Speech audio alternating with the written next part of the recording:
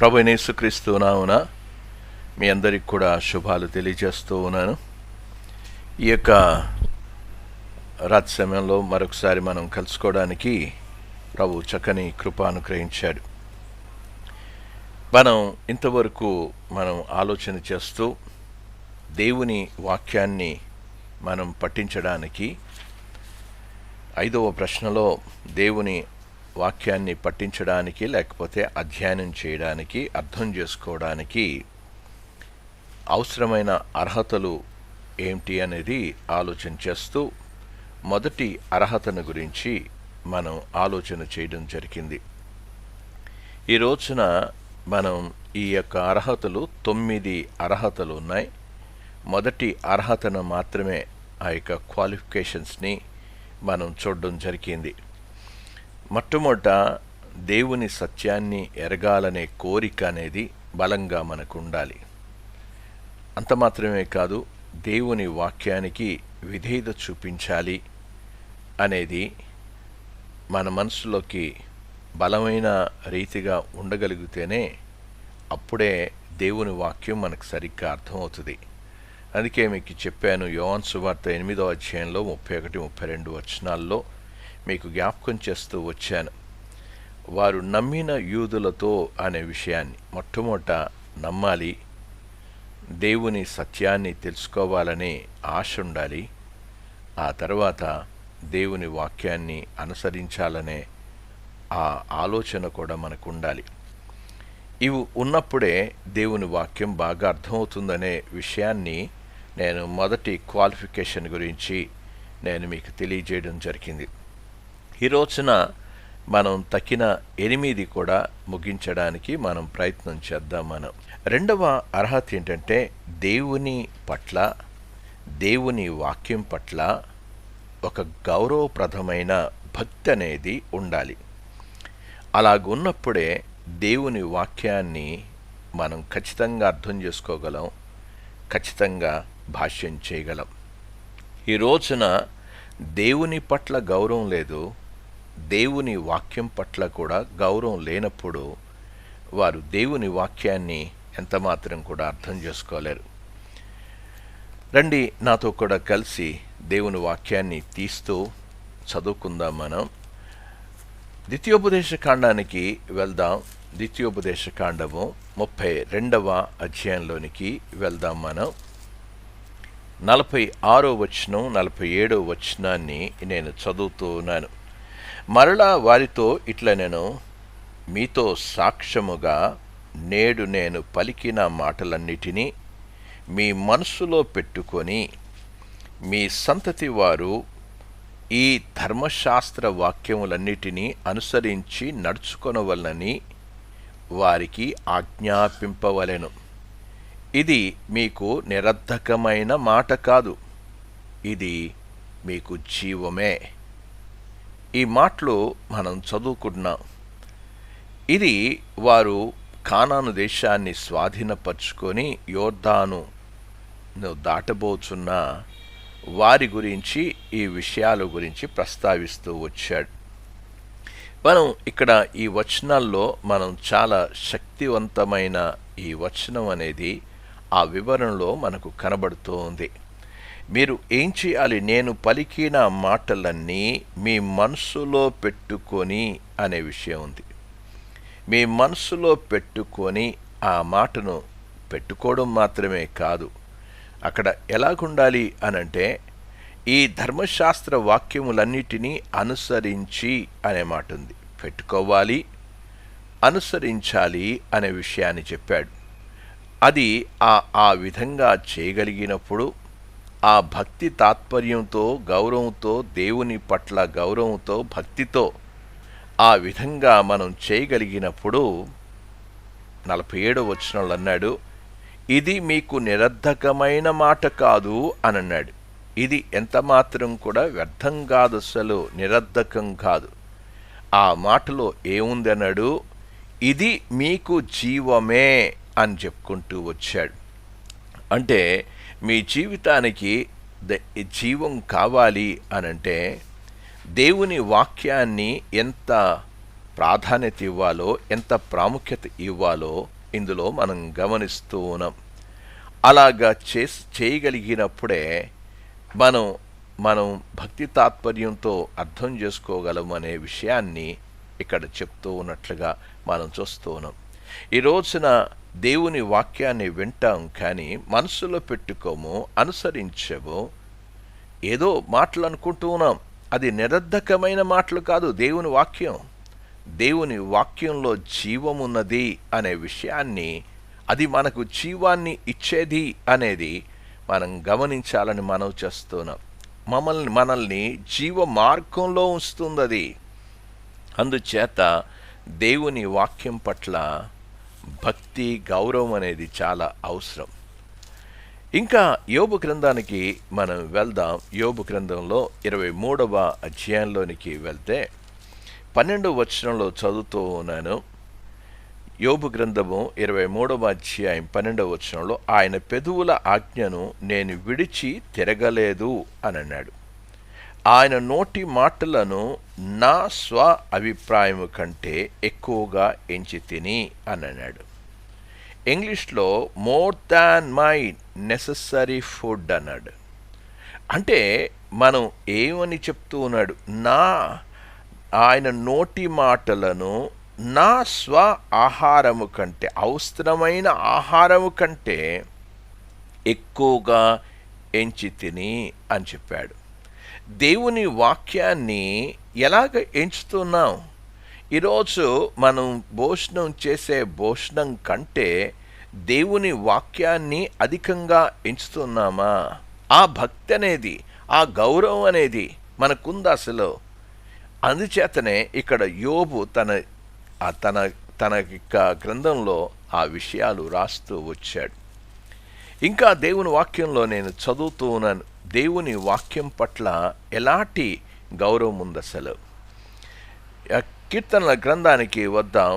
12వ కీర్తనలో 6వ చరణాన్ని చదువుతున్నాను. యెహోవా మాటలు పవిత్రమైనవి, అవి మట్టి మూసలో 7 మారులు కరిగి ఊదిన వెండంత పవిత్రములు అని అన్నాడు. దేవుని వాక్యం ఎంత పవిత్రమైంది, ఎంత ఖచ్చితమైంది. ఈ రోజున దేవుని వాక్యం పట్ల చాలామందికి గౌరవమే కనబడడం లేదు. దాని మీద రెఫరెన్స్ అనేది కనబడడం లేదు.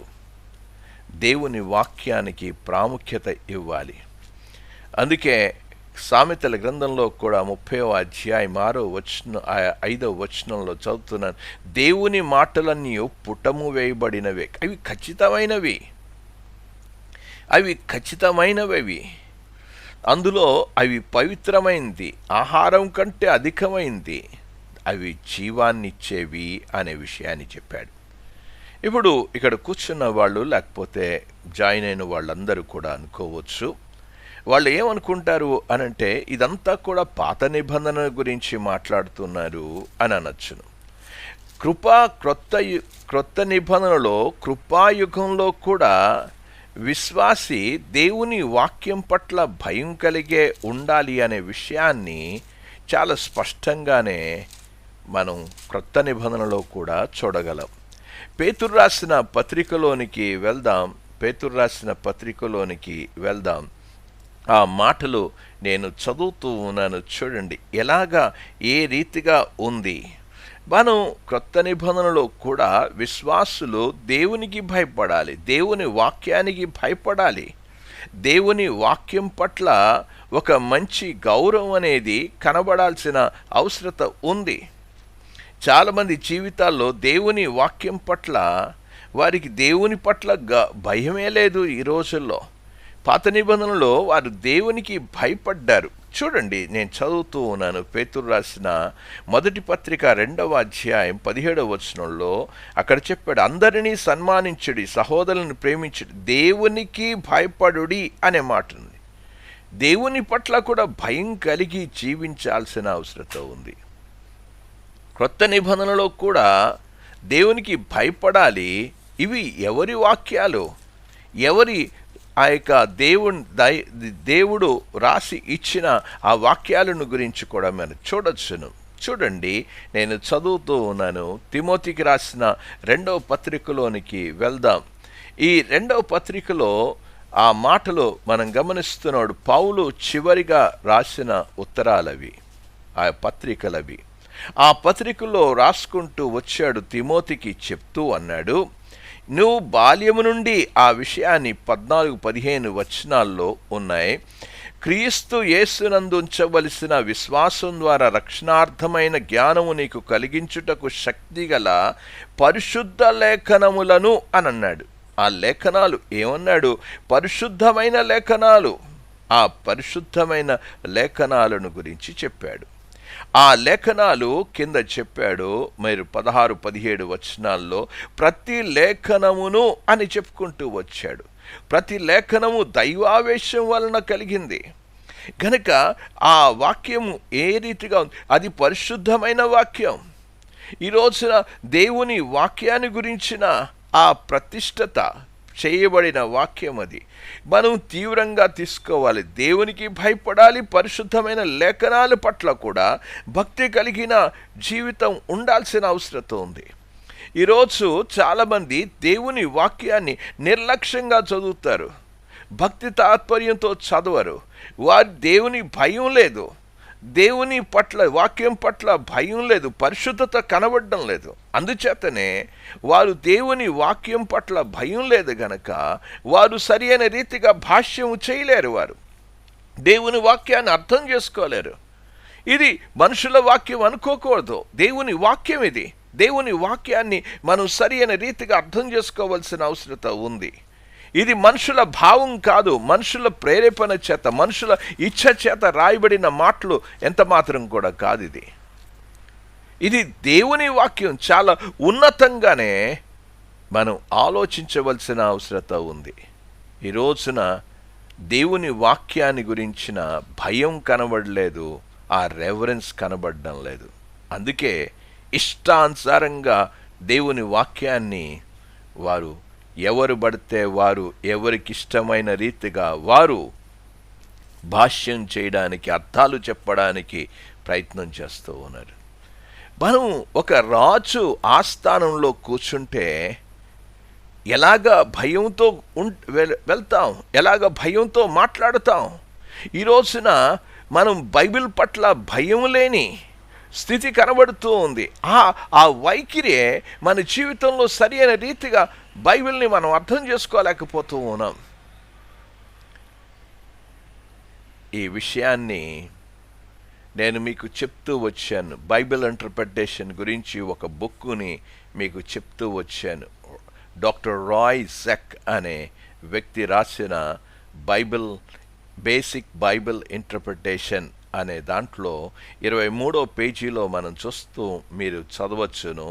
బైబిల్ పట్ల భయము లేని లేదా రాజు ఆస్థానములో ఒక ఉన్నత స్థాయి వైఖరి దేవుని సత్యాన్ని సరిగ్గా అర్థం చేసుకోవడానికి అనే మాట చెప్పాడు. రాజు సన్నిధిలో నిలబడినప్పుడు ఎంత భయంతో ఆ అధికారి ముందు నిలబడతామో ఆ విధంగా భయంతో దేవుని వాక్యం పట్ల గౌరవం కలిగి ఉండాలి. ఈరోజు చాలామంది మనుషుల అభిప్రాయాలు, ఇది మనుషుల ప్రేరేపణ, ఇది అలా కాదు ఇలా కాదు అని అనుకుంటూ దేవుని వాక్యాన్ని వంకరగా వక్రీకరణ చేసేవాళ్ళు ఉన్నారు. ఇది దేవుని వాక్యం, ఇది పరిశుద్ధమైన లేఖనాలు. ఇది మనం ఎంత జాగ్రత్తగా ఉండాలి అంటే దేవుని వాక్యం పట్ల భక్తి గౌరవం ఉన్నప్పుడే దేవుని వాక్యం మనకు సరిగ్గా అర్థమవుతుంది. ఇది అర్థం చేసుకోవాలి. అంటే మొదటిది మనకి ఏం కావాలి? సత్యాన్ని గురించిన ఆశ అనేది ఉండాలి, అర్హత. రెండవది దేవుని వాక్యం పట్ల ఒక రెవరెన్స్, భక్తి, గౌరవంతో కూడిన భక్తి ఉండాలి. మూడవ అర్హత ఏంటి అనే విషయాన్ని గురించి మనం వద్దాం. సరి అయిన భాష్యము మరియు సరి అయిన అవగాహన, అర్థం కోసం దేవుణ్ణి ప్రార్థించడం చాలా అవసరం. ప్రార్థించడానికి మనం సిద్ధంగా ఉండాలి. దేవుని వాక్యాన్ని చదువుకుంటున్నప్పుడు, దేవుని వాక్యాన్ని మనం భాష్యం చేయాలి అనుకున్నప్పుడు, అర్థం చేసుకోవాలి అనుకున్నప్పుడు తప్పనిసరిగా మనం ప్రార్థన అనేది చాలా అవసరం అనే విషయాన్ని నేను మీకు తెలియజేస్తూ ఉన్నా. 119వ కీర్తనలోనికి వెళ్దాం. 18వ చరణాన్ని చదువుతున్నాను. నీ ధర్మశాస్త్రమునందు ఆశ్చర్యమైన సంగతులు చూచునట్లు నా కనులు తెరువుము అని ప్రార్థన చేస్తూ ఉన్నాడు. దేవుని వాక్యంలో ఆశ్చర్యమైన సంగతులు చూచునట్లు, దేవుని వాక్యాన్ని చూడాలి అని అంటే ఈ రోజున ఏం కావాలి? ప్రార్థన చేసుకోవాలి. వాక్యం చదువుతున్నప్పుడు వాక్యానికి ముందు ప్రార్థన చేసుకోవాలి. ఇది నేను ప్రతిరోజు కూడా వాక్యం చదివే ముందు ఈ ప్రార్థన చేసుకుంటా. దేవా, నీ బైబిల్ నందు ఆశ్చర్యమైన సంగతులను చూచున్నట్లు నా కనులు తెరువు అని ప్రార్థన చేస్తా.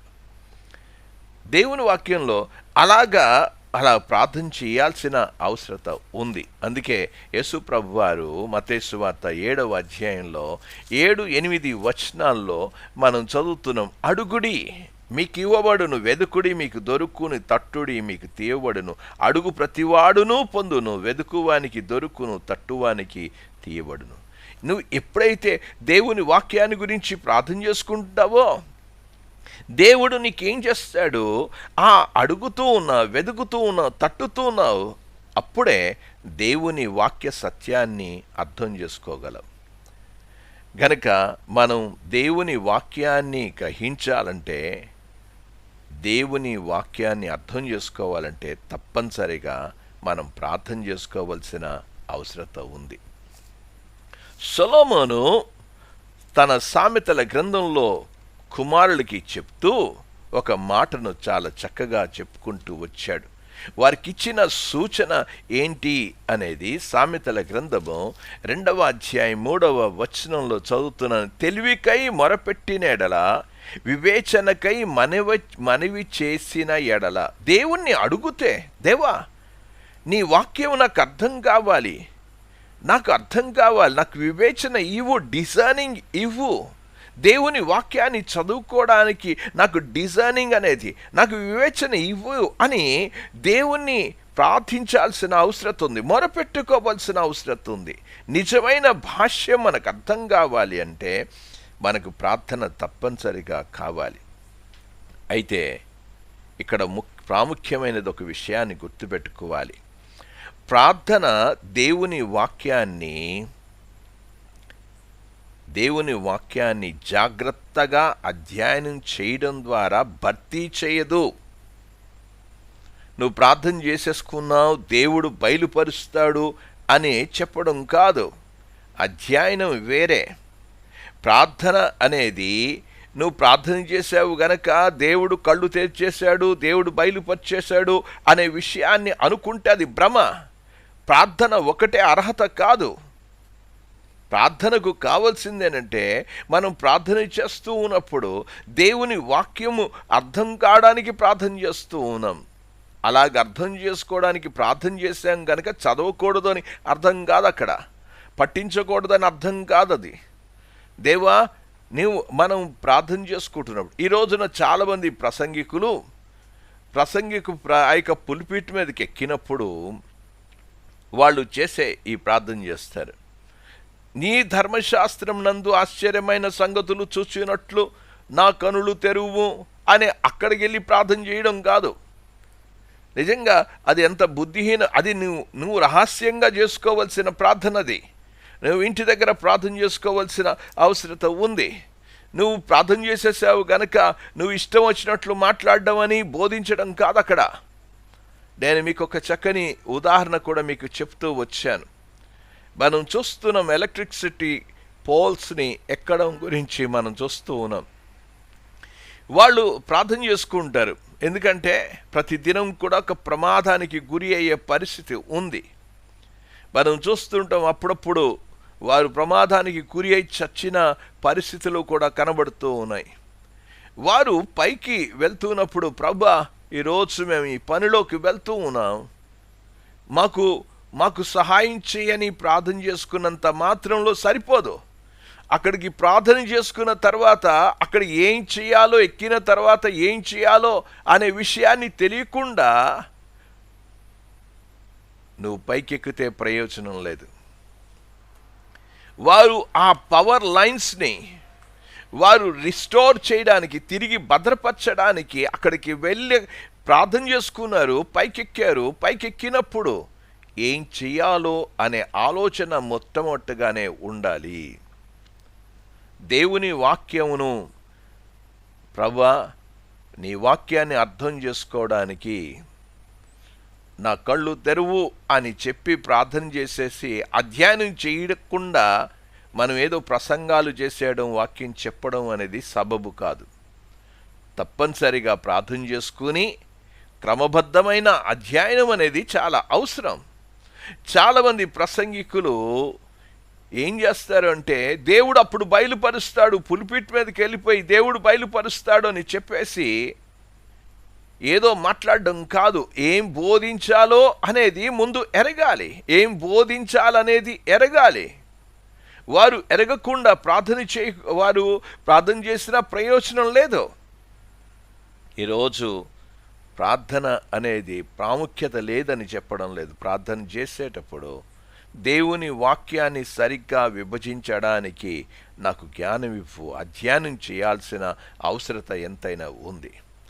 ప్రార్థించేమని సరి అయిన భాష్యం చేస్తారని అనుకోవద్దని నేను మనవి చేస్తున్నాను. చాలామంది అంటారు, మేము ఏం బోధించాలో మేము ప్రార్థన చేసుకున్నామండి అని అంటారు. ఓకే, చాలా మంచిదే.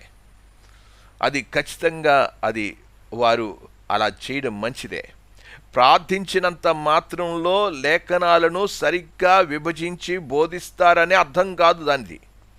ప్రార్థించినంత మాత్రంలో వారు సత్యాన్ని ఎరిగారని అనుకోవడం కూడా వీలు లేదు, తలంచరాదు కూడా, భావించరాదు కూడా. నేను మీకు ఒక చక్కని ఉదాహరణ మీకు తెలియచేయాలని నేను ఆశపడుతున్నాను. ప్రార్థన అనేది మన బైబిల్ అధ్యయనాన్ని భర్తీ చెయ్యదు. ప్రార్థన అనే ఒక అర్హత, అంతేకాని మనం స్టడీ చేయకుండా, బైబిల్ని అధ్యయనం చేయకుండా అది సరి అయిన పద్ధతి ఎంత మాత్రం కూడా కాదు. జాన్ వెస్లీ మరియు జార్జ్ విట్ఫీల్డ్ వీళ్ళందరూ కూడా ఇంగ్లాండ్ దేశంలో వాళ్ళందరూ కాలేజ్లో, ఆ యొక్క యూనివర్సిటీలో చదువుకుంటున్నప్పుడు వారి గదిలో కూడుకొని వారు ప్రార్థన చేసుకునేవారు. వారు ఆ దైవభక్తి కలిగిన ఆ ప్రార్థన చాలా చేసుకునేవారు. ఇద్దరు కూడా గొప్ప దైవభక్తులే. దేవుని పట్ల భయం కలిగిన వాళ్ళు, వారు ప్రార్థన పరులే. నిజానికి వారు తరచుగా ఆ గదిలో కూడుకొని ప్రార్థన చేసేవారు. జార్జ్ వైట్ఫీల్డ్ అనొచ్చు, విట్ఫీల్డ్ అనొచ్చును. జార్జ్ వైట్ఫీల్డ్ అనుకుందాం. జార్జ్ వైట్ఫీల్డ్ ఆ గదిలో, అదే గదిలో జాన్ వెస్లీ కూడా ఉండేవాడు. జార్జ్ విట్ఫీల్డ్ ఏమో ప్రార్థన చేసుకుని ఆయన దేవునికి అప్పగించుకుని పడుకునేవాడు. జాన్ వెస్లీ మాత్రం చాలా సుదీర్ఘంగా ప్రార్థన చేసేవాడు. ప్రార్థన చేస్తూ జాన్ వెస్లీ జార్జ్ విట్ఫీల్డ్ని ఏమన్నాడంటే, నువ్వు ప్రార్థన చేయవలసినంతగా ప్రార్థన చేయడం లేదని మందలించేవాడు. నువ్వు సరిగ్గా ప్రార్థన చేయడం లేదు, అంత చేయవలసినంతగా ప్రార్థన చేయడం లేదని చెప్పేసి అతన్ని గద్దించేవాడు. జార్జ్ విట్ఫీల్డ్ ఏమో దేవుని సార్వభౌమత్వాన్ని విశ్వసించాడు. జాన్ వెస్లీ ఏమో మనిషి యొక్క చిత్తంను ఎక్కువగా విశ్వసించాడు. ఈ ఇద్దరు కూడా వాళ్ళు విశ్వాసులే, ఇద్దరు కూడా ప్రార్థన పరులే, ఇద్దరు కూడా భక్తి పరులే. జాన్ వెస్లీ ఏమో మ్యాన్ సెంటర్డ్, జార్జ్ విట్ఫీల్డ్ ఏమో గాడ్ సెంటర్. ఏవో సిద్ధాంతాలు ప్రార్థన చేసుకుని ఆ ఉద్రేకాల్లో జాన్ వెస్లీ ఏవో సిద్ధాంతాలు తీసుకొచ్చేవాడు. ఓ రోజున జార్జ్ విట్ఫీల్డ్ చెప్పిన విషయం ఏంటంటే, ఈ సిద్ధాంతాలు ఉద్రేకాలతో నువ్వు తీసుకొస్తున్న దాని చేస్తూ ఉన్నావు, నేను ఇక నీతో సహవాసం చేయలేనని జార్జ్ విట్ఫీల్డ్ చాలా స్పష్టంగా చెప్పాడు. జాన్ వెస్లీ మ్యాన్ సెంటర్డ్ మానవ కేంద్రమైన ఆర్మెనిజంలోనికి అతడు మళ్ళడం అనేది చూస్తూ ఉన్నాం. అది దేవుని వాక్యం కంటే అనుభవాలపైనే ఎక్కువగా దృష్టించింది. కాబట్టి వారు ప్రార్థన చేసినంత మాత్రంలో దేవుని వాక్యం వారికి సరి అయిన అవగాహన అయిపోయిందనేది దయచేసి భావించవద్దని నేను మనవి చేస్తున్నా. చాలా ప్రార్థన పరుడు గనుక అతడే దేవుని వాక్యాన్ని సరిగ్గా అర్థం చేసుకోగలడు అనుకోవడం అది భ్రమ. గనుక జాన్ వెస్లీ మ్యాన్ సెంటర్డ్లోకి వెళ్ళిపోయాడు, అతను ఆర్మెనిజంలోనికి వెళ్ళాడు. ఈ రోజున చాలామంది అతడు ఇంకా ఏం చేశాడు అంటే ఇంకా వేరే దారులకు పెంటికోస్టల్ మూమెంట్ లాగానే అతడు ఉద్రేకాలకు వెళ్ళిపోయాడు. ఆ కారణం చేత జార్జ్ విట్ఫీల్డ్ అన్నాడు, ఇక నీతో సహవాసం చేయలేనని చాలా స్పష్టంగా చెప్పాడు. జాన్ వెస్లీ ప్రార్థించినంత మాత్రమున అతనికి సరి అయిన భాష్యం చేయగలడు, అతనికి అర్థమైపోయింది అని భావించడానికి ఏమాత్రం కూడా వీల్లేదు. మార్టిన్ లూథర్ ఒక గొప్ప ప్రార్థనాపరుడు, ప్రార్థన చేసే వ్యక్తి. అంత ప్రార్థనాపరుడైన మార్టిన్ లూథర్ కూడా తన బైబిల్లో యాకోబు పత్రిక ఎంత మాత్రం కూడా ఉంచకూడదని చెప్పేసి తన బైబిల్లో నుంచి యాకోబు పత్రికనే తీసేశాడు. కనుక ప్రియమైన వారడా, బైబిల్ చదివినంత మాత్రంలో సరైన అవగాహనలోనికి వచ్చేస్తాం అనేది భ్రమ. ప్రార్థన చేసుకున్నంత మాత్రంలో అంత అర్థమైపోయిందనేది భ్రమ. గనక ఆ యొక్క ఆర్మెనిజం మనం గమనిస్తూ ఉన్నాం. ఈ రోజున చర్చెస్లో జేకబ్ ఆర్మెనిస్ అనే వ్యక్తి ఆర్మెనిజం తీసుకొచ్చాడు. ఆ తర్వాత జాన్ క్యాల్విన్ అనే వ్యక్తి క్యాల్వినిజంని పట్టుకొచ్చేసాడు. ఈ రోజున గాడ్ సెంటర్ మ్యాన్ సెంటర్డ్గా గాస్పుల్స్ వెళ్ళిపోయాయి అసలు. గనక ప్రార్థన చేసినంత మాత్రంలో బైబిల్ అంతా కూడా అర్థమైపోతుంది అని భావించడం అనేది భ్రమ అనేది అర్థం చేసుకోవాలి. కానీ వాక్యం అర్థం చేసుకోవడానికి బైబిల్ ప్రార్థన అనేది చాలా కీలకమైందే. కనుక దేవుని వాక్యాన్ని అర్థం చేసుకోవడానికి మనం ప్రార్థన చేసుకోవాలి. సరి అయిన రీతిగా అర్థం చేసుకోవాలంటే తప్పనిసరిగా దేవుని సహాయం కావాలి మనం ప్రార్థన చేసుకోవడం. కనుక భాష్యానికి ప్రార్థన ఒకటే కాదు, ఒకటే సరిపోదు. ప్రార్థన చేసుకుని బైబిల్ని అధ్యయనం చేయడం కూడా నేర్చుకోవాలి, స్టడీ చేయడం కూడా నేర్చుకోవాలి. 4వ అర్హతను గురించి నేను మీకు తెలియజేస్తూ ఉన్నాను. ఏంటి? తీవ్రమైన పరిశోధన, అధ్యయనం చేయడానికి తన్ను తాను అంకితం చేసుకోవడానికి సిద్ధపడాలి. అంటే తను తాను అంకితం చేసి బైబిల్ని చదవడానికి అంకితం చేసుకోవాలి. ఏదో సోమరులకి దేవుని వాక్యం కాదు, ఏదో ఫాస్ట్ ఫుడ్స్ లాగా దేవుని వాక్యం అర్థమైపోదు. దేవుని వాక్యాన్ని అర్థం చేసుకోవాలంటే ఒక తీవ్రమైన పరిశోధన అనేది కావాలి.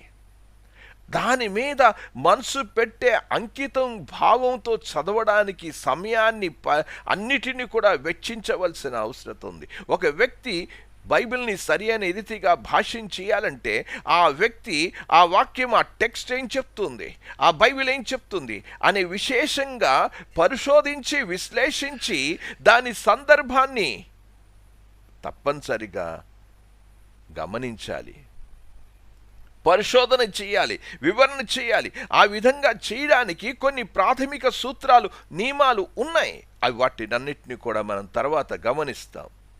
కానీ ఏం కావాలి అనంటే ఒక తీవ్రమైన పరిశోధన చెయ్యాలని, అధ్యయనం చేయాలని అంకిత భావంతో చదవగలిగినప్పుడే బైబిల్ని సరి అయిన రీతిగా భాష్యం చేయగలం.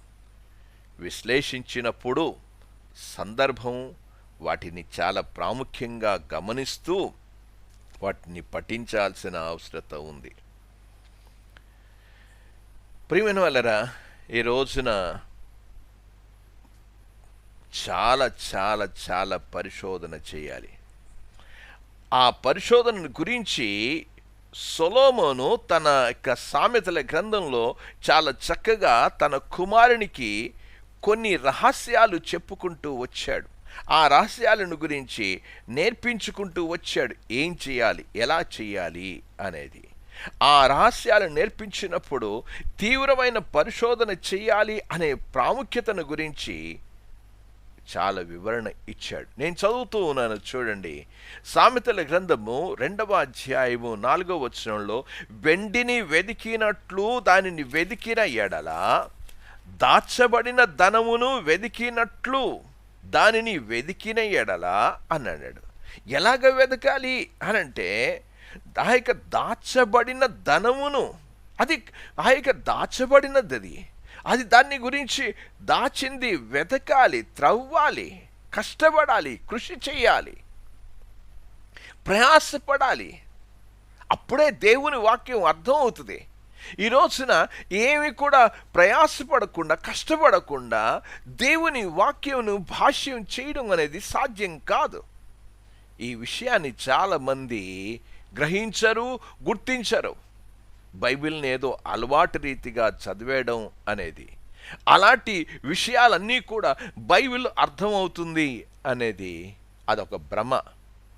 నువ్వు చేయాల్సిన పనేంటంటే నువ్వు ప్రయాసపడాలి. ఇక్కడ అంటున్నాడు, వెండిని వెదికినట్లు దాచబడిన ధనమును అనే విషయాన్ని ఎంత స్పష్టంగా, వెదకడం అనేది, ఒక గనులు వెతుకుతున్నప్పుడు ఎంత ప్రయాసపడతారు. దీనికి కృషి అవసరం. తీవ్రమైన కృషి చేయడానికి అంకిత భావం అనేది కావాలి. మనల్ని మనం అంకితం చేసుకోవాలి. ఆ వాక్యాన్ని చదువుతున్నప్పుడు చాలామంది ఏమనుకుంటారంటే, ఆ వాక్యం మాకు తెలుసండి, తెలుసని అనుకుంటాం. దాని సందర్భం ఏంటి, ఏ విషయంలో మాట్లాడాడు, దాని గురించిన పరిశోధన ఏమాత్రం కూడా ఉండదు. ఇక్కడ బాగా గుర్తుపెట్టుకోవాలి, బైబిల్ అధ్యయనము అనేది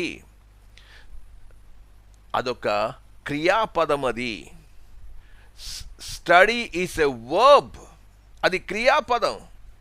ఇది తీవ్రమైన చర్య, ఇది అవసరం. ఇది study is a verb which means it requires intensive action అని చెప్పాడు. ఖచ్చితంగా ప్రయాసపడాలి, తీవ్రమైన. దీనికి నైపుణ్యము, సాధనాలు, కృషి ఇవన్నీ కూడా అవసరం. బైబిల్ మొదట్లో ఒక అనుభూతితో ఆశీర్వాదం కోసం వెతకడం కాదు ఇది. బైబిల్ని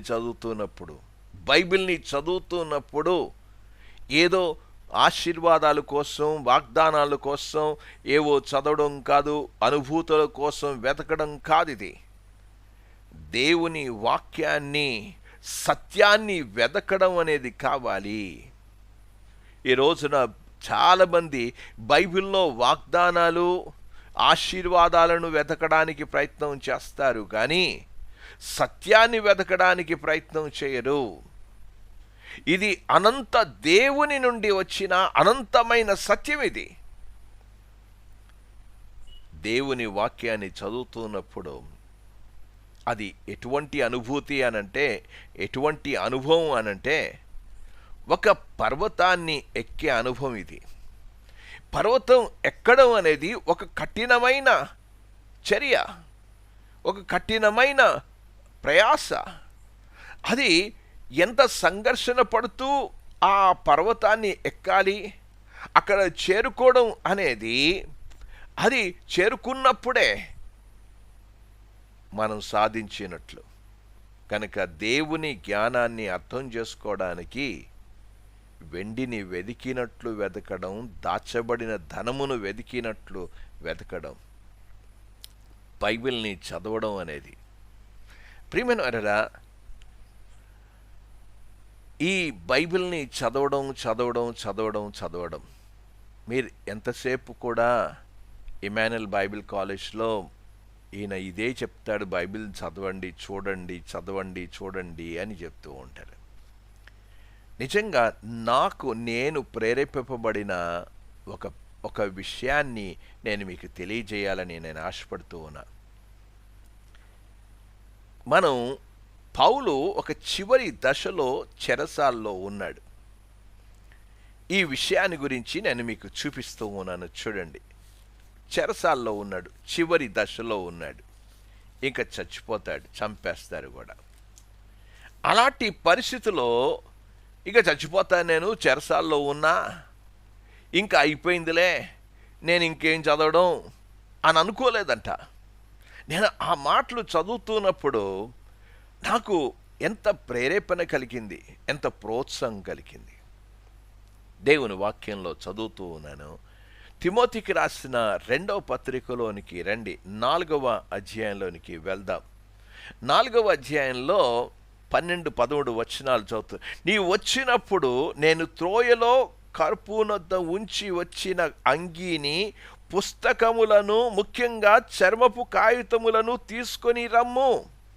ఏం చెరసాల్లో ఉన్నాడు. అయ్యో నేను జైల్లో ఉన్నా, నేను ఇక్కడ బాధపడుతున్నా అని ఏమని అన్నాడు? లేదు, అతడు ఆ పరిచర్యలో అంత భయంకరమైన పరిస్థితిలో ఉన్నా సరే అతడు ఏమడుగుతున్నాడు అనంటే, పుస్తకములను, ముఖ్యంగా చర్మపు కాగితములను ఏం చేయాలనుకుంటున్నాడు?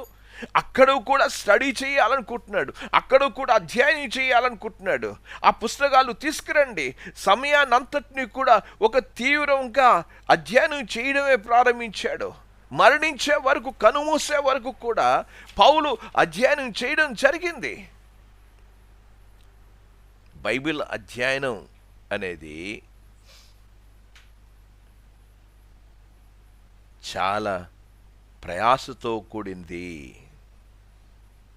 అందుకే మైకెల్ హీజర్ అనే వ్యక్తి ఏమన్నాడంటే, బైబిల్ అధ్యయనము పని అని మీరు అనుకోకపోతే మీరు దాన్ని చేయడం లేదు.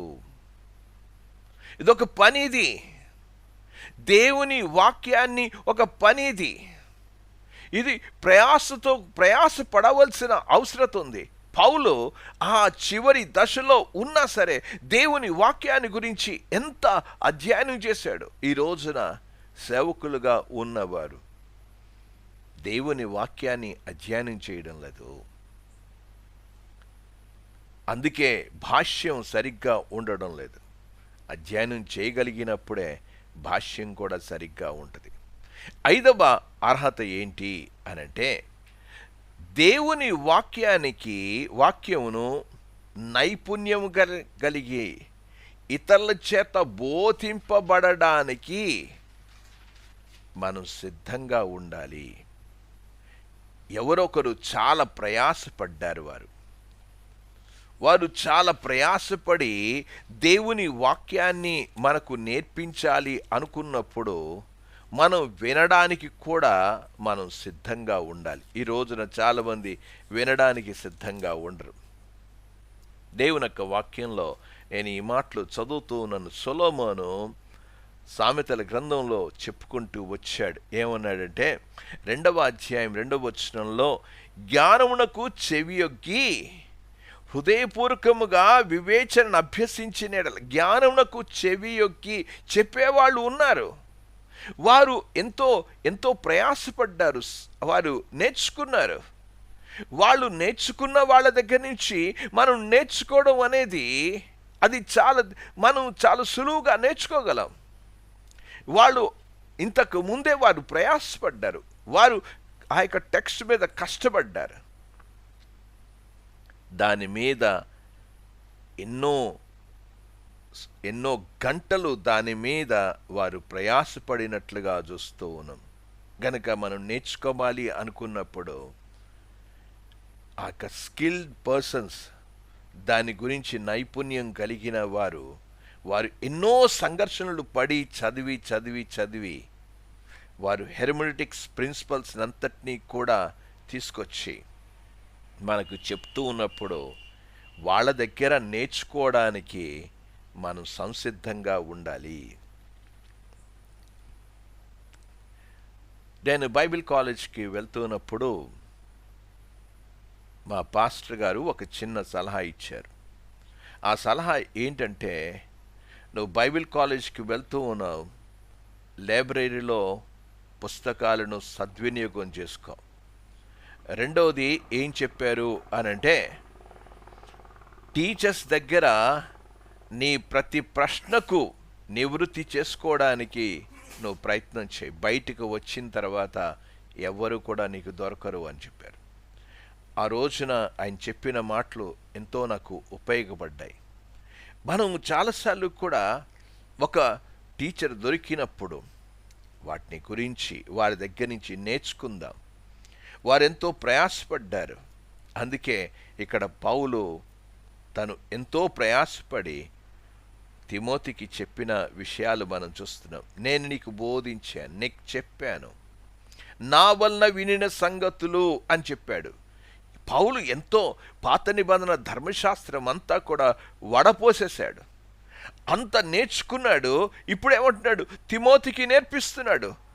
కనుక నేర్చుకున్న వాళ్ళ దగ్గర నుంచి మనం నేర్చుకోవడం, అది మనం దానికి సిద్ధపడాలి. ఈ రోజున చాలామంది వాళ్ళు చెప్పేదేంట్లే అని అనుకుంటారు. గనక ప్రియమైన వారడా, మనం నైపుణ్యం కలిగిన వాళ్ళ దగ్గర నుంచి, అది కూడా హెర్మోనెటిక్స్ ప్రిన్సిపల్స్, బైబిల్ భాష్యం యొక్క నియమాలు కలిగిన వాళ్ళ దగ్గర నుంచి మనం నేర్చుకోవాలి. దీనికి కావాల్సిన ఎన్నో కామెంటరీస్ మనకన్నీ వచ్చాయి. కొన్నిసార్లు మనకు ఒక చిన్న ప్రశ్న వస్తుంది. ఆ ప్రశ్నకు సమాధానం వెతుకుతామని చెప్పి బైబిల్లో మనకు అర్థం కాలేదు, కామెంటేటర్స్ వ్యాఖ్యానకర్తలు ఏమన్నా రాశారా అని అనుకుంటే, వ్యాఖ్యానకర్తలు కూడా చాలాసార్లు ఆ వచనాన్ని దాటేసేస్తారు. దాటేయడం కాదు, ఆ కామెంటర్స్, ఆ వ్యాఖ్యానకర్తలు దాటేయడం మాత్రమే కాదు, వాళ్ళు ఏం చెప్తారంటే, వాడు దాన్ని దాటేసేసి ఇది తర్వాత చూసుకుందాంలే అంటారు, ఇది వాళ్ళ పండితుల అభిప్రాయానికి విడిచిపెట్టేద్దాంలే అని చెప్పేవాళ్ళు. అలాంటప్పుడు ఎందుకు వాళ్ళు ఆ కామెంటరీస్ రాయడం? ఈ రోజున కామెంటరీస్ రాసేవాళ్ళు కొంతమంది చాలా వారు ఖచ్చితంగా రాయగలిగారు.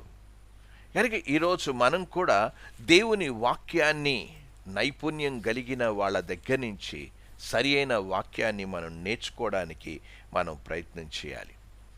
మనకి తెలుసులే అని అనుకుంటే మనకేమీ తెలియదు అని అర్థం చేసుకోవాలి. చదువుతూ ఉన్నాను చూడండి, కొరింథీయులకు రాసిన మొదటి పత్రిక 8వ అధ్యాయం 2వ వచనంలో, ఒకడు తనకేమైనను తెలియననుకుని ఉంటే తాను తెలుసుకోవలసినట్టుగా ఇంకను ఏమియో తెలుసుకొనని వాడు కాడు అని అన్నాడు.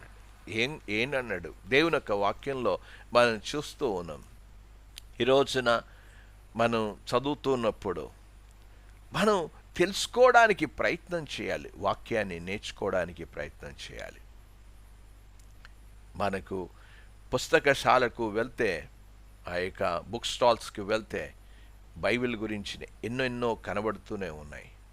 వాటిని మనం చూస్ చేసుకోవడంలో, ఎన్నుకోవడంలో చాలా, ఎవరు సరిగ్గా వాక్యాన్ని బోధిస్తున్నారు అటువంటి పుస్తకాలను ఎన్నుకొని వాళ్ళ దగ్గర నుంచి మనం ఎన్నో నేర్చుకోవాలి.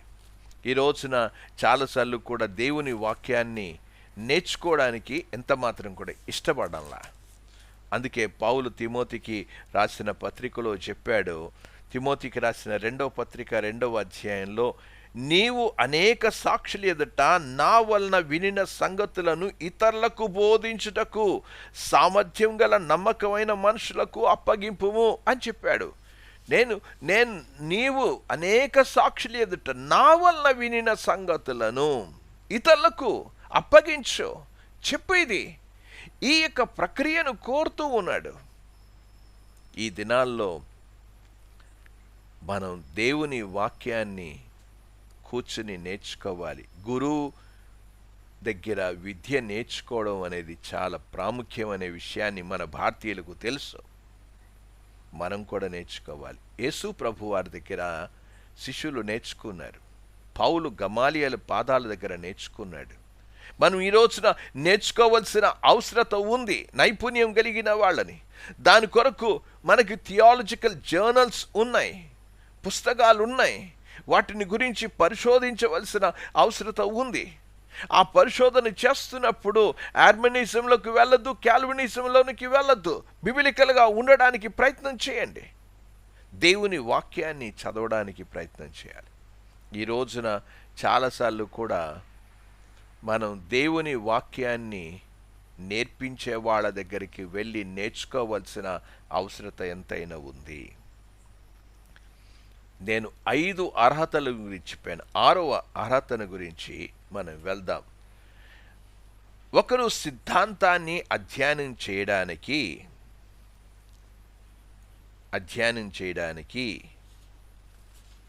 ఆ సిద్ధాంతాన్ని బోధించే వారి దగ్గర మనం నేర్చుకోవాల్సిన అవసరత కూడా ఉంది. డాక్ట్రిన్స్ గురించి ఈ విషయాలు నేను చెప్తూ ఉన్నా. డాక్ట్రిన్స్ గురించి బైబిల్ అధ్యయనంలో బోధించే, నడిపించే అనేక మంది ఉన్నారు. కానీ ఒక పెద్ద సమస్య ఏంటంటే ఒక క్రమబద్ధమైన దేవశాస్త్ర అధ్యయనం చేయడం లేదు. ఏవో సిద్ధాంతాలు ప్రతిపాదించడానికి ప్రయత్నం చేస్తూ ఉన్నారు, కానీ ఆ సిద్ధాంతాలు ప్రతిపాదించడం కాదు, సరి అయిన రీతిగా అధ్యయనం చేసేవాళ్ళు కావాలి. సరి అయిన రీతిగా ఆ యొక్క దేవుని గురించి అవగాహన చేసుకునే వాళ్ళు కావాలి. నేను ఇంతకు ముందు చెప్పాను, యేసు ప్రభువారు నీళ్ళ మీద నడిచారు కనుక నేను కూడా నీళ్ళ మీద నడుస్తాను అని చెప్పేసి నడిచడం కాదు. అతనికి దేవశాస్త్రం గురించి, క్రీస్తు శాస్త్రం గురించి, క్రిస్టాలజీ గురించి సరి అయిన అవగాహన లేదు. ఈ రోజున బైబిల్ని గురించిన సరి అయిన సిద్ధాంతం అవగాహన లేనప్పుడు బోధలు కూడా సరిగా ఉండవు. ఈరోజు సిద్ధాంతాన్ని తెలుసుకోవాల్సిన అవసరత ఉంది. చాలామంది వారి జీవితాల్లో సిద్ధాంతాలను గురించిన అవగాహన అనేది కనబడడం లేదు. వారు చేసే పని అంటే సరి అయిన సిద్ధాంతం కనబడడం లేదు. మనం ఏ సిద్ధాంతానికి మనం అప్పగించుకుంటామో దాని ప్రకారంగా జీవించడం అనేది కూడా కనబడుతుంది.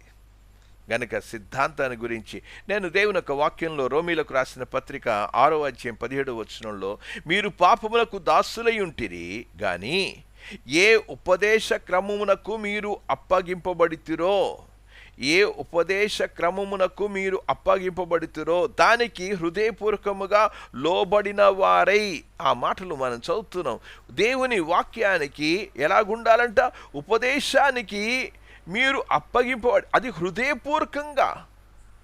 ఏదైతే సిద్ధాంతం ఉందో, ఏ వాక్యం అయితే చదువుతున్నావో ఆ సిద్ధాంతానికి, ఆ క్రమానికి కట్టుబడి ఉండడం అనేది చాలా అవసరం. నిజమైన సిద్ధాంతాలు, క్రమబద్ధమైన సిద్ధాంతాలు.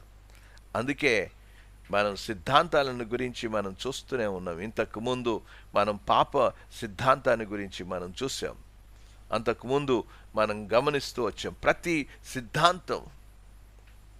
గనక సిద్ధాంతాలు చాలా ప్రాముఖ్యమైన విషయాన్ని అర్థం చేసుకోవాలి. సిద్ధాంతాలు అర్థం చేసుకోకుండా దేవుని వాక్యాన్ని బోధించడానికి ప్రయత్నం చేస్తే అది తప్పుడు బోధ అవుతుంది. ఆరోగ్యకరమైన హితబోధకు దేవుని వాక్యం విరుద్ధంగా ఎక్కడ కూడా ఉండదు.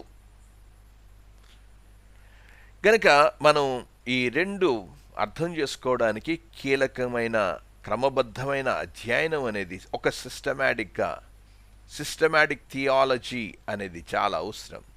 సిస్టమాటిక్ బైబిల్ స్టడీ అనేది చాలా అవసరం. బుక్ బై బుక్, పుస్తకం తర్వాత పుస్తకం చదవడం అనేది చాలా అవసరం. గనక నేటి దినాలలో ఇదే ప్రాముఖ్యమైన సమస్య ఏంటి అనంటే, మీకు ధర్మశాస్త్రం కృప అనే పుస్తకం మీరందరూ కూడా తీసుకుని ఉండొచ్చును, చదువుతూ ఉండొచ్చును. సిద్ధాంతాలు సరిగ్గా లేనప్పుడు ఒక సిస్టమాటిక్ థియాలజీ, ఒక క్రమబద్ధమైన దేవశాస్త్రం, ఒక క్రమబద్ధమైన బైబిల్ పుస్తకాలు అధ్యయనం చేయకపోతే, ఒక సిస్టమాటిక్ బైబిల్ బుక్ స్టడీ చేయకపోతే మనం చాలా చాలా ప్రమాదంలోనే ఉన్నాం. ఈరోజు క్రమబద్ధమైన స్టడీ లేకపోవడం చేత ఇశ్రాయేలు క్రైస్తవులు ఒకటే అని అనుకుంటున్నాం. ఇశ్రాయేలుకు సంఘానికి మధ్య చాలా వ్యత్యాసం ఉంది. చాలా వ్యత్యాసం ఉంది. ఇశ్రాయేలుకు ఇవ్వబడినంతా కూడా భూ సంబంధమైనవి. క్రైస్తవులకు ఇవ్వబడిన ప్రతిదీ కూడా ఆత్మ సంబంధమైనది. ఇది చాలా స్పష్టంగా అర్థం చేసుకోవాలి. అందుకే డాక్ట్రిన్స్ గురించి ఒక సిస్టమాటిక్ స్టడీ అనేది చాలా అవసరం. చాలామంది ఆ సిస్టమాటిక్ స్టడీ ఉండదు కనుకనే ఇశ్రాయేలు ప్రజలు, క్రైస్తవులు, సంఘం అంతా ఒకటే అని బోధ చేస్తారు.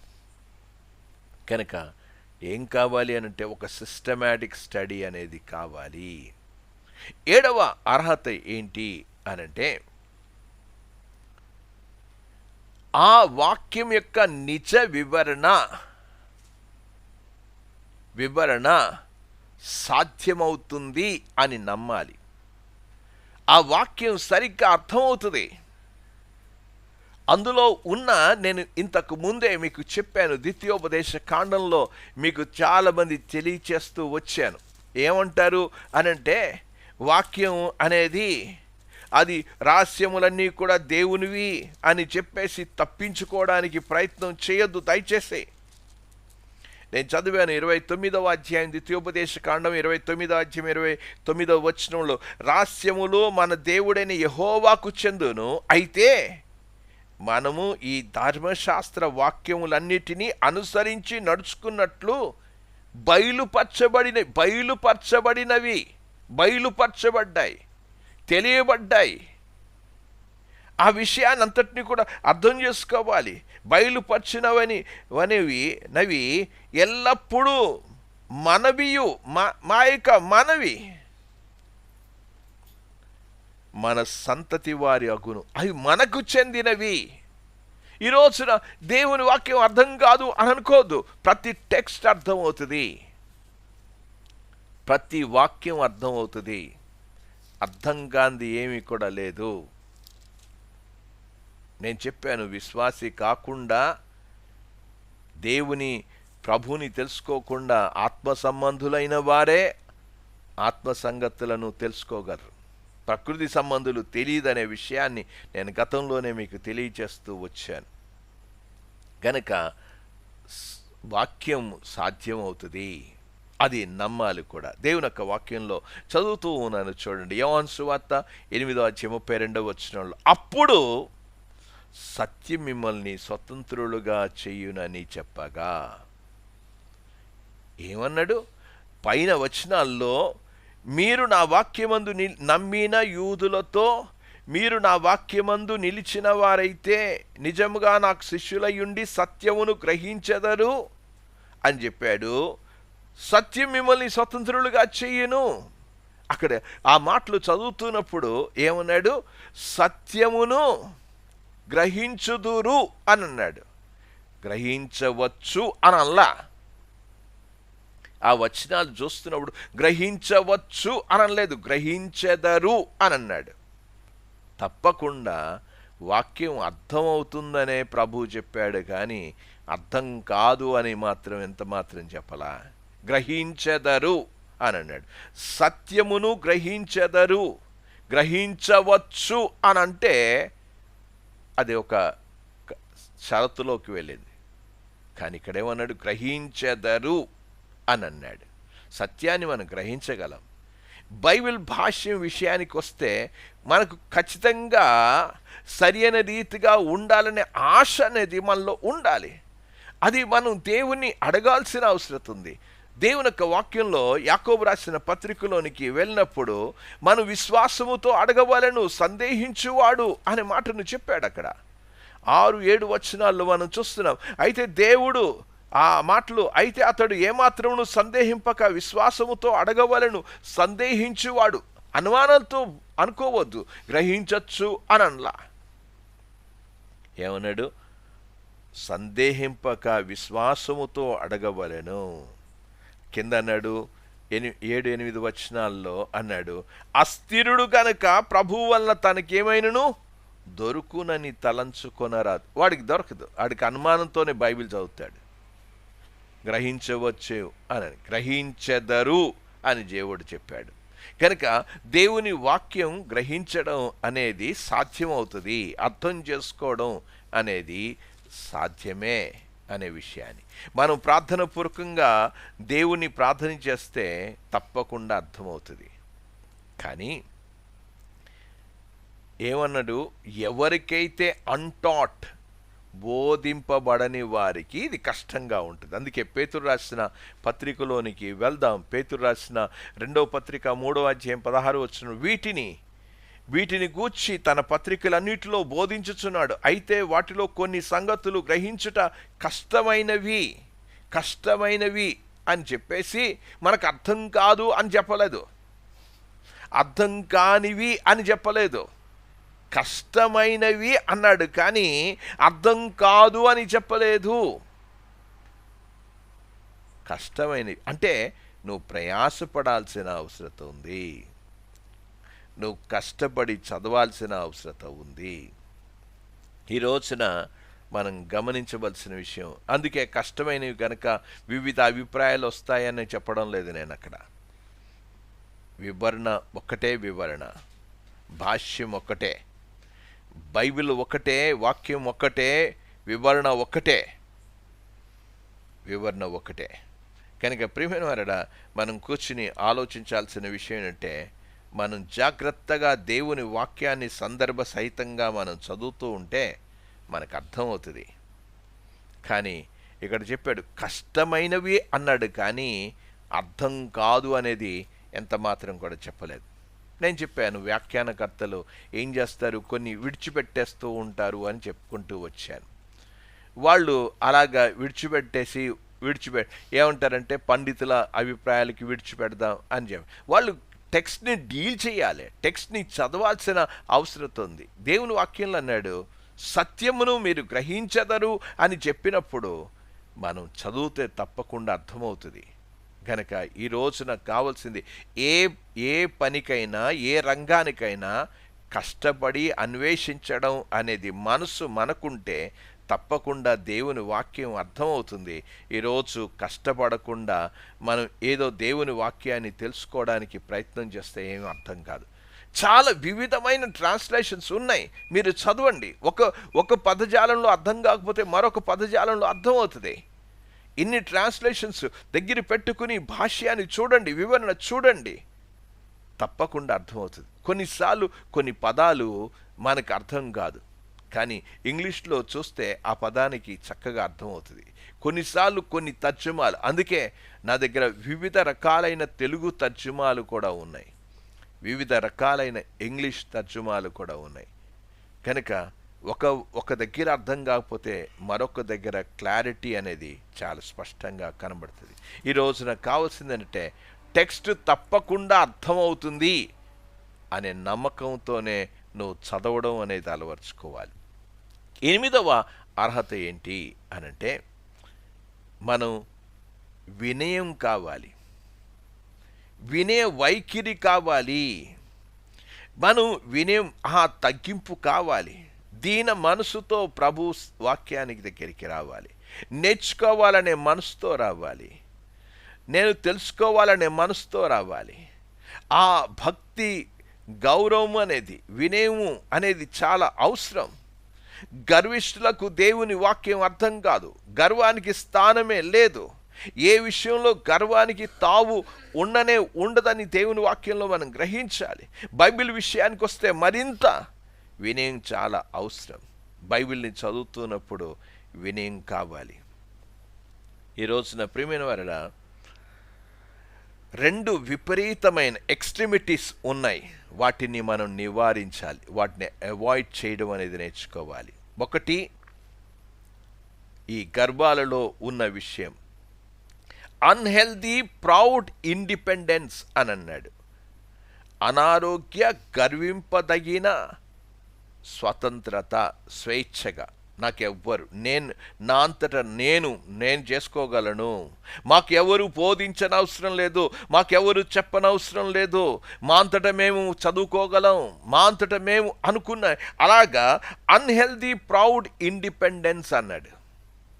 కనుక మేమెవరిపై ఆధారపడం అని అంటారు. ఇది ఎటువంటిది? అన్హెల్దీ ప్రౌడ్ ఇండిపెండెన్స్ అని చెప్పాను. రెండవది ఏ ఎక్స్ట్రీమిటీకి వెళ్ళిపోయారు అనంటే, వారు మరొకటి ఉంది, అన్హెల్తీ ప్రౌడ్ డిపెండెన్సీ. వారు అనారోగ్య గర్వంపై డిపెండెన్సీ. వాళ్ళు చెప్పేది ఏంటంటే, ఇక్కడ ఏమనుకుంటున్నారు, మాకెవడు చెప్పనవసరం లేదు అని చెప్పేసి ఈ ఫెలోషిప్ వాళ్ళు చెప్తారు. డినామినేషనల్ చర్చెస్ వాళ్ళు ఏమంటారంటే, మాకంతా కూడా డినామినేషనల్ సిద్ధాంతాలు ఉన్నాయి, వాటి మీద గర్విస్తూ ఉంటారు, వాటి మీద మనసు నిలుపుతారు. మా సేవకుడు చెప్పేది, మాకు ఉంది సిద్ధాంతాలు. వారు దేని మీద డిపెండెన్సీ అంటే, వారికి ఉన్న అన్హెల్దీ ప్రౌడ్ డిపెండెన్సీ. వాళ్ళు సిద్ధాంతాలు, వారి సంఘ సిద్ధాంతాల మీద ఆధారపడి గర్విస్తూ ఉంటారు.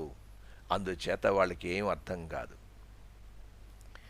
ఒకడు తనకేమైనను తెలియననుకుంటే తెలుసుకోవాల్సింది చాలా ఉంది అనేది విషయాన్ని గమనించాలి. దేవుడు ఆంకారులను ఎప్పుడూ కూడా ఆయన ఎన్నడూ కూడా ఆశీర్వదించాడు. అలాగ గర్విష్ఠులుగా ఉన్నవాళ్ళు, వారికి మాకేం వద్దండి అని అనుకుంటే వారిని దీవించడు, వారిని ఆశీర్వదించాడు. కనుక మనం ఎలాగుండాలి? ఒక విద్యార్థులుగానే ఉండాలి, ఒక స్టూడెంట్స్గానే ఉండాలి.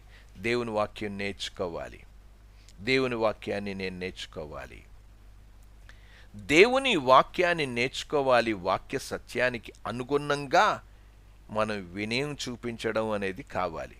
ఒకవేళ నేను అన్హెల్దీ ప్రౌడ్ డిపెండెన్సీ కానీ అన్హెల్దీ ఇండిపెండెన్సీ కానీ ఉంటే సరి చేసుకోవడం చాలా అవసరం. నాకు డినామినేషన్లు ముఖ్యం కాదు, సిద్ధాంతాలు ముఖ్యం కాదు, దేవుని వాక్యం చాలా ప్రాముఖ్యమని అర్థం చేసుకోవాల్సిన అవసరం ఉంది. ఇలాంటి భావాలతో ఉన్నవాళ్ళు దేవుని వాక్యాన్ని అర్థం చేసుకోవడం అనేది సాధ్యం కాదు. అందుకే హెబ్రీలకు రాసిన పత్రికలోనికి వెళ్తే 6వ అధ్యాయంలో నేను చదువుతున్నాను, కాబట్టి నిర్జీవ క్రియలను విడిచి మారు మనసు పొందుటయు, దేవునందలి విశ్వాసమును, బాప్తిసమును గూర్చిన బోధయు, హస్తనిక్షేపమును, మృతుల పునరుద్ధానమును, నిత్యమైన తీర్పు అను పునాది మరలా వేయక క్రీస్తును గూర్చిన మూలోపదేశము మాని సంపూర్ణమగుటకు సాగిపోదుము. దేవుడు సెలవిచ్చిన మనం అలాగూ చేయదు. మనం ఏం చేయాలి అని చాలా చక్కగా చెప్పుకుంటూ వచ్చాడు. ఈ రోజున మూలోపదేశాల్లో, సిద్ధాంతాల్లోనే మనం మిగిలిపోయాం, ఎదగడంలే. మనం సంపూర్ణమగుటకు సాగిపోవాలి అని చెప్పాడు. ఈ రోజున ఏం చేస్తున్నాం? మా సిద్ధాంతం, మా చర్చ్, మా డినామినేషన్. వారికి డినామినేషనే ప్రాముఖ్యం కానీ దేవుని వాక్యం ప్రాముఖ్యం కాదు.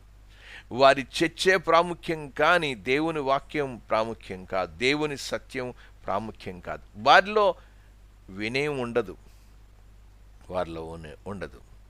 మనం దేవుని వాక్యం ఖచ్చితంగా అర్థం చేసుకోవాలంటే మనం తప్పు చేశామని అంగీకరించే వినయం కూడా కావాలి, నిజాయితీ కావాలి. మనం సత్యాన్ని మనం సమర్పించుకోవాలి. సత్యం చూచినప్పుడు మనం మార్పు కూడా చేసుకోవాలి. అహంకారంతో నేను చెప్పాను, బోధ చేశాను అని చెప్పేసి నాదే సత్యం అని సత్యాన్ని తిరస్కరించవద్దు. దయచేసి వ్యతిరేకంగా నిలబడవద్దు. ఈ రోజున చాలామంది వారి జీవితాల్లో సత్యానికి వ్యతిరేకంగా నిలబడతారు. మేము చెప్పింది తప్పు అనుకుంటున్నారా అని అంటారు. అరే, నేను చదువుతున్నప్పుడు నేను తప్పు చేశాను అనే విషయాన్ని మనం గుర్తెరిగి వినయం చాలా అవసరం అనే విషయాన్ని గమనించాలని మనం చేస్తున్నా. మత సంబంధమైన బోధ కాదు ఇక్కడ, దేవుని వాక్య సత్య బోధ కావాలి. సత్యానికి, దేవుని వాక్య సత్యానికి మార్పులు చేసుకోవాలి, చేర్పులు చేసుకోవాలి. అహంకారంతో తృణీకరించవద్దు, వ్యతిరేకించవద్దు. ఈ రోజున చాలామంది వారి జీవితాల్లో దేవుని వాక్యానికి ప్రాముఖ్యత ఇవ్వరు, నిజాయితీగా ఉండరు. చాలాసార్లు కూడా వారు దేవుని వాక్యాన్ని, ప్రభువుని ప్రేమించడం కన్నా సంఘాన్నే ఎక్కువగా ప్రేమిస్తారు, వారు సేవకుడినే ఎక్కువగా ప్రేమిస్తారు. ఈ రోజున అలాగ చేస్తే మనం వాక్యాన్ని సరిగ్గా భాష్యం చేయలేము. అసలు వాక్యం ఏం చెప్తుందో మనకు తెలియదు. చాలాసార్లు కూడా చాలా ప్రసంగికులు అంశానుసరణి ప్రసంగాలు చేస్తారు. ఇక్కడి నుంచి అక్కడికి, అక్కడి నుంచి ఇక్కడికి వారు జంప్ చేస్తూనే ఉంటారు. వారంతా కూడా వారు పదజాలాల్ని చూసుకుని వారు అంశానుసరణి ఆ యొక్క ప్రసంగాలు చేస్తారు. వారంతా కూడా ఎక్కువగా అలంకారం చేస్తూ ఉంటారు. ప్రతిదీ కూడా స్పిరిచువలైజ్ చేయడానికి ప్రయత్నం చేస్తారు. ఆధ్యాత్మిక అర్థాలు అని చెప్తూ ఉంటారు. అక్కడ ఉన్న అర్థాలన్నీ కూడా తీసేస్తూ ఉంటారు.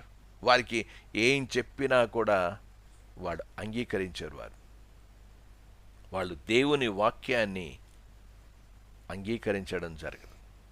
ప్రియమైన వారడా, నేను థియాలజికల్ కాలేజీలో, ఆ తర్వాత ఇమాన్యుయల్ బైబిల్ సెంటర్ కొడైకెనాల్కి వెళ్ళిన తర్వాత అంశానుసరణి ప్రసంగాలు అనేవి అవి పక్క త్రోవలోనికి తీసుకుని వెళ్తాయనే విషయాన్ని నాకు అర్థమైంది.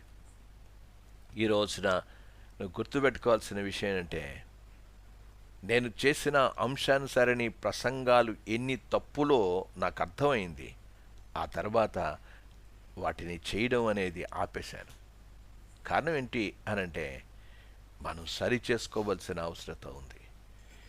గనక మనం టెక్స్ట్ని చదివి ఏం చెప్తుంది, క్రాస్ వర్డ్స్ చూసేయడం కాదు, లేకపోతే ఎక్కడెక్కడ రెఫరెన్స్ బైబిల్స్ తీసేసుకొని ఆ రెఫరెన్స్ ఒక దాంట్లో నుంచి ఒకటి తీసేసుకోవడం కాదు.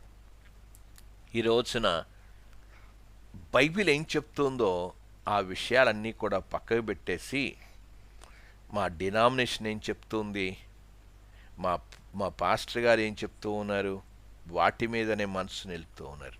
నేను మీకు చెప్పాల్సిన విషయాన్ని డినామినేషనల్ గురించి చెప్పాలి, నీటి బాప్తీసం గురించి చెప్పాలి, పరిశుద్ధాత్మ వరములను గురించి, భాషలను గురించి, రక్షణను గురించి, ధర్మశాస్త్రం వర్సెస్ కృపను గురించి, దర్శనాల గురించి, ఆల్టర్ కాల్ గురించి, వివాహం గురించి, విడాకుల గురించి, ప్రభు సంస్కారం గురించి, బైబిల్ తర్జుమాల గురించి, బైబిల్ యొక్క పరిచర్యల గురించి, రక్షణ గురించి ఎన్నెన్నో విషయాలు మనకు కనబడుతూ ఉన్నాయి.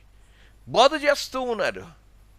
వారు సందర్భాలను విస్మరించి సంఘాల్లో బోధ చేయడం కాదు, సంఘాల్లో సత్యానికి అనుగుణ్యంగా బోధ చేయడం నేర్చుకోవాలి.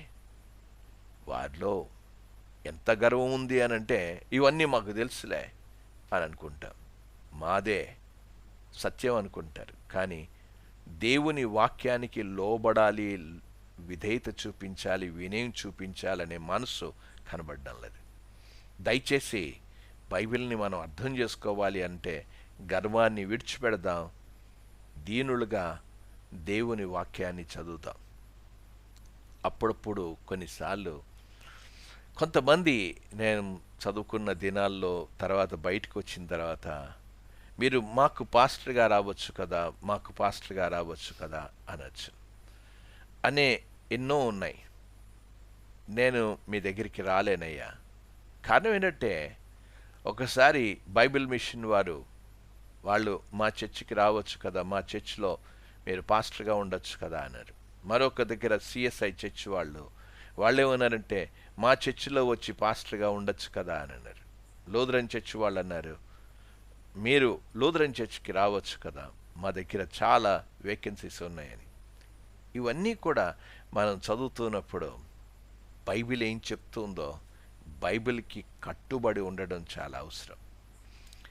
మన యొక్క జీవితంలో మనం డినామినేషనల్స్ కాదు, కట్టుబడి ఉండడం, వాక్యానికి కట్టుబడి ఉండడం చాలా అవసరం. అప్పుడే చెప్పాను, అయ్యా మీ సిద్ధాంతాలకు, వాక్యానికి నేను అక్కడికి వస్తే ఇది లేదు అని చెప్తే మీ సంఘాల్లో గొడవలు జరుగుతాయి తప్ప ప్రయోజనం ఏమాత్రం కూడా ఉండదు.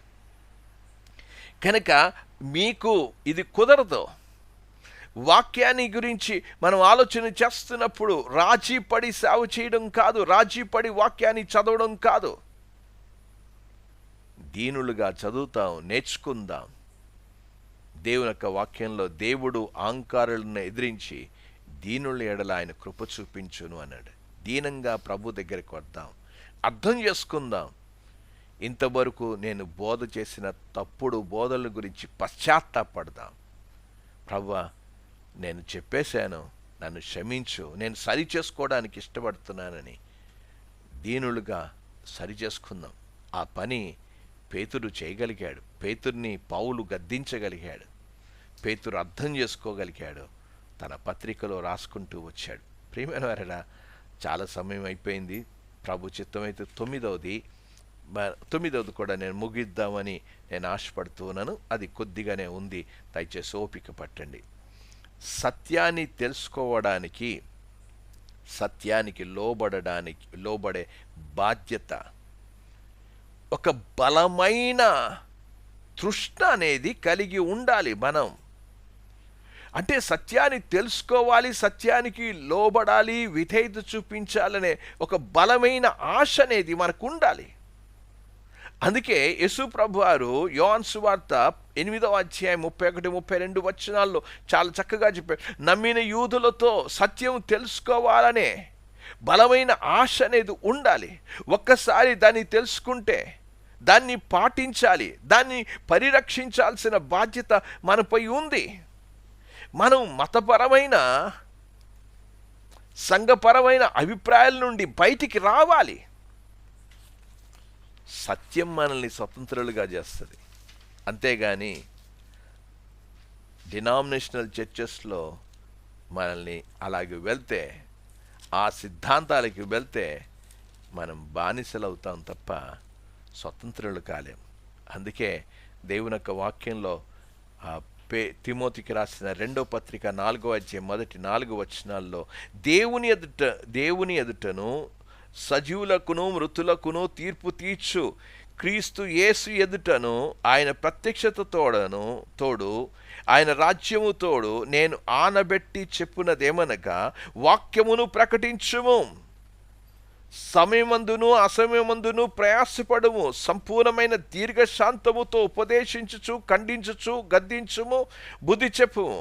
ఎందుకనగా జనులు హితబోధను సహింపక దురద చెవులు గలవారై తమ స్వకీయ దురాశలకు అనుకూలమైన బోధకులను తమ కొరకు పోగు చేసుకొని సత్యమునకు చెవినివ్వక కల్పనా కథల వైపు తిరుగు కాలము వచ్చును. ఈరోజు సత్యానికి చోటు లేకుండా పోయింది. వాళ్ళకి కావాల్సింది ఏంటంటే వాక్యం కాదు, వాక్యం వద్దు. ఈ రోజున వాళ్ళకి కావాల్సింది ఏం కావాలి అనంటే వాళ్ళ అనుకూలమైన బోధకులు కావాలి. అందుకే అనుకూలమైన బోధకులను పోగు చేసుకోవడానికే ప్రయత్నం చేస్తారు. ఈరోజు ప్రియమైన వారడా, ఈ అర్హత, బైబిల్ భాష్యం చేయాలనే అర్హత కలిగిన వాళ్ళు సత్యాన్ని తెలుసుకోవాలి, సత్యానికి లోబడాలి, సత్యాన్ని పరిరక్షించాలనే ఆశ అనేది ఉన్నప్పుడే బైబిల్ భాష్యాన్ని సరిగ్గా చేయగలం.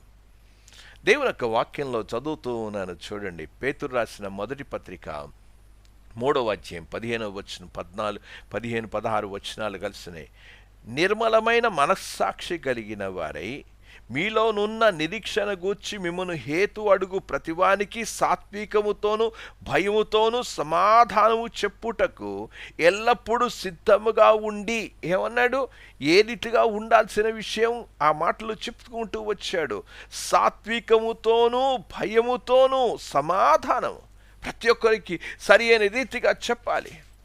మనం ఇతరులకు దేవుని వాక్యాన్ని అందించాలంటే మొట్టమొదట మన అభిప్రాయాలన్నింటినీ కూడా పక్కకి పెట్టాలి. ఒక క్రమబద్ధమైన పఠన అనేది చాలా అవసరం. మనం ప్రతి దానికి సమాధానం ఇవ్వడానికి సమాధానం ఇవ్వాలంటే సత్యాన్ని తెలుసుకోకుండా సత్యాన్ని మనం ప్రకటించలేం. సత్యాన్ని అనుసరించకుండా సత్యాన్ని పరిరక్షించలేం. గనక సత్యాన్ని తెలుసుకోవాలనే ఆశ అనేది మనుషుల్లోకి కావాలి. ఇవి 9 అర్హతలు. బైబిల్ భాష్యం చేయడానికి 9 అర్హతలను గురించి నేను మీ ముందు ఉంచాను. కనుక ప్రియమైన వారా, సత్యం తెలుసుకోవడంలో కీలకమైంది ఇది. సత్యం తెలుసుకోవాలనే తపన, తృష్ణ, దేవుని వాక్యంలో ఏం రాయబడిందో అనే తృష్ణ లేకుండా నువ్వు బైబిల్ చదివితే బైబిల్ ఏమీ అర్థం కాదు. బైబిల్ని సరి అయిన రీతిగా బోధ చేయలేవు. కనుక ప్రియమైన వారు, 5 ప్రశ్నలు నేను ముగించాను. 6వ ప్రశ్న, సగటు క్రైస్తవులు, యావరేజ్ క్రిస్టియన్, సగటు క్రైస్తవులు బైబిల్ని సరిగ్గా అర్థము చేసుకొనగలరా? ఆ ప్రశ్న వచ్చే క్లాస్లో మనం ఇది ఆలోచన చేయబోతున్నాం. యావరేజ్ మనం అనుకుంటున్నాం సేవకులకే వాక్యమా? సాధారణ క్రైస్తవులకి వాక్యం అర్థం కాదా? ఆ ప్రశ్నకు సమాధానం మనం వచ్చే క్లాస్లో మనం చూద్దాం.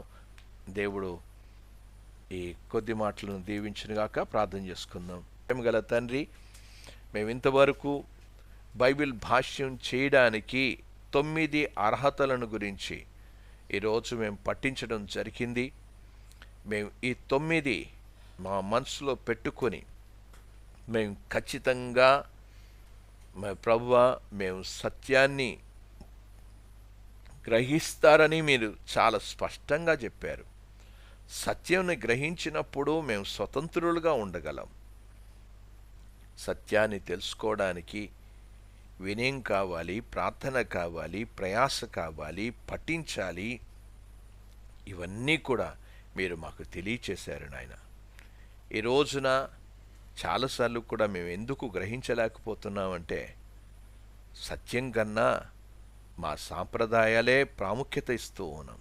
మా డినామినేషన్స్కే ప్రాముఖ్యతని ఇచ్చి సత్యము నుంచి తొలగిపోతున్న పరిస్థితి ఈ దినాల్లో మేము చూస్తూ ఉన్నాం.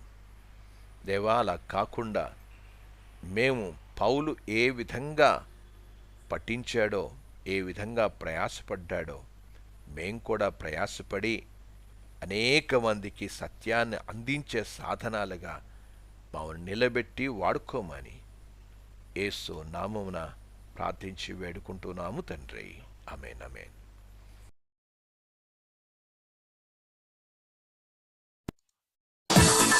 Subscribe now and press the bell icon. Never miss an update.